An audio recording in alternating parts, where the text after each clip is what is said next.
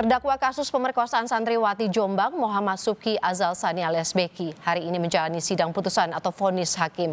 Terdakwa Beki hadir langsung di ruang sidang. Sidang vonis dilakukan dengan pengawalan ketat personel kepolisian yang berjaga baik di luar maupun di dalam gedung pengadilan. Terdakwa Beki hadir langsung di ruang sidang dan sebelumnya ia didakwa atas kasus pemerkosaan dan juga pencabulan. Jaksa menuntut Beki 16 tahun penjara. Ini menjadi tuntutan maksimal karena jaksa menilai tidak ada hal yang meringankan Beki selama persidangan. Perjalanan panjang kasus pemerkosaan 5 santriwati di Jombang, Jawa Timur memasuki babak akhir.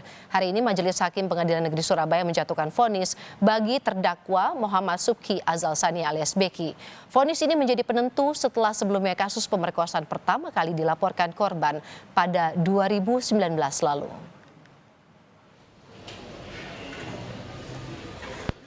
Kasus pemerkosaan santriwati dengan terdakwa Muhammad Subki Azal Sani alias Beki memasuki babak akhir.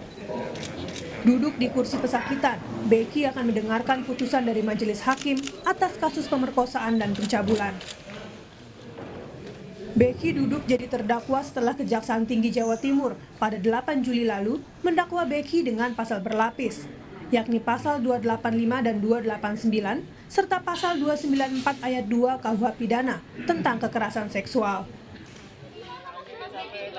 Setidaknya 10 orang jaksa termasuk Kepala Kejaksaan Tinggi Jawa Timur, Nia Amiati, turun tangan langsung menangani perkara ini.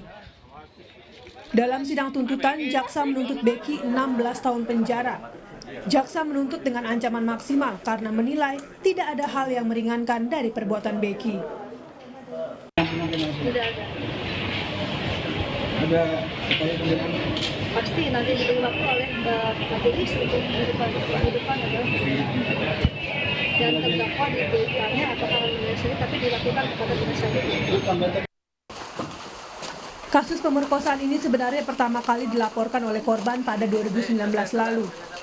Pada 2020, kasusnya diambil alih Polda Jawa Timur. Beki sempat masuk dalam daftar pencarian orang sebelum akhirnya ditangkap di Komplek Pesantren Sidikiah, Jombang, Jawa Timur. Penangkapan Beki bahkan diwarnai drama penghalangan oleh simpatisan yang tak ingin Beki ditangkap. Namun langkah tegas tetap diambil polisi. Polisi menyatakan Beki tak kooperatif, bahkan tak hadir ketika diperiksa. Jadi saya ingin sampaikan, barang siapa yang menghalang-halangi proses penegakan hukum pasti juga akan dalam proses. Ya, seperti yang sekarang ini, bahwa sudah dijelaskan bahwa kita masuk untuk menegakkan hukum, dihalang-halangi, kita ambil semuanya dan kita proses. Termasuk pengasuh Ponpes. Sedangkan nanti bagaimana kebijakan 320 ini tunggu dari hasil proses pemeriksaan. Karena dari 320 ini 70-an ada berasal dari Jombang, sedangkan yang lainnya berasal dari luar Jombang dan ada 40 kurang lebih anak-anak. Setelah hampir 4 bulan masa persidangan, vonis hakim kini dinanti demi rasa keadilan bagi korban. Tim Liputan, Kompas TV. Kita pantau jalannya persidangan putusan Beki di Pengadilan Negeri Surabaya, Jawa Timur bersama dengan Kepala Biro Kompas TV Jawa Timur, Wahid Mudoiri. Wahid, selamat siang. Ini sidang harusnya tadi dimulai sekitar pukul 10 pagi dan saat ini hakim masih membacakan pertimbangan putusan. Apa saja pertimbangan yang dibacakan hakim yang Anda cermati? Selamat siang, saudara. Betul bahwa pada siang hari ini sidang pembacaan putusan sedang berlangsung di ruang jaksa Pengadilan Negeri Surabaya dimulai pukul 9.30 tadi. Sidang dipimpin oleh Majelis Ketua Suprisno dan anggota Titik Budi Winarti dan Kasmanto. Perlu kami informasikan bahwa putusannya pada siang hari ini adalah setelah proses tahapan jaksa penuntut umum menyampaikan tuntutan 16 tahun penjara yang dibacakan pada 10 Oktober yang lalu.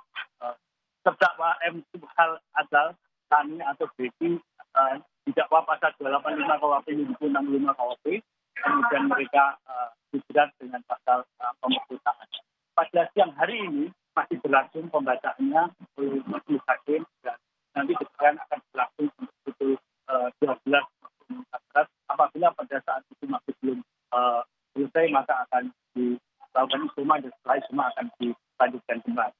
Saudara, pada siang hari ini sidang vonis ini berlangsung sangat sekali karena dihadiri oleh ratusan simpatisan terdakwa yang berada di depan sidang pengadilan negeri Surabaya dan di sekitar ruangan sidang dan juga di halaman pengadilan negeri Surabaya. Mereka memberikan support kepada sebagai pengikut, sebagai simpatisan yang memberikan support kepada terdakwa di Azal Sani atau di atas kasus hukum yang sekarang memberat.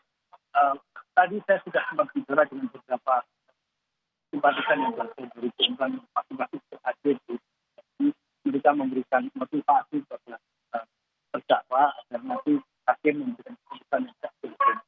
Kami juga sudah mencoba untuk komunikasi dengan jaksa penuntut umum bahwa jaksa penuntut umum optimis nanti hakim akan memberikan pertimbangan untuk memberikan vonis sesuai dengan tindakan pelanggaran hukum yang diberikan oleh terdakwa. Wahid, Anda bisa gambarkan kepada kami di sini seperti apa kondisi di luar pengadilan? Karena yang terlihat ada keluarga dan juga simpatisan pendukung dari terdakwa ini berkumpul di luar gedung pengadilan. Apa yang kemudian dilakukan dari segi pengamanan? Saya saat ini berada di ruang tengah pengadilan negeri.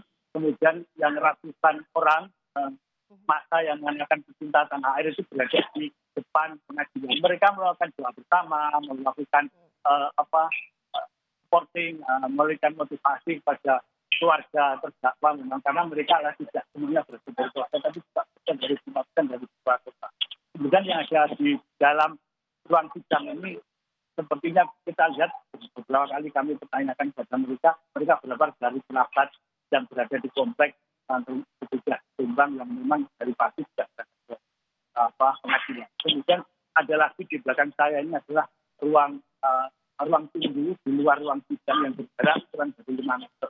Ini ada para simpatisan yang tidak berada di luar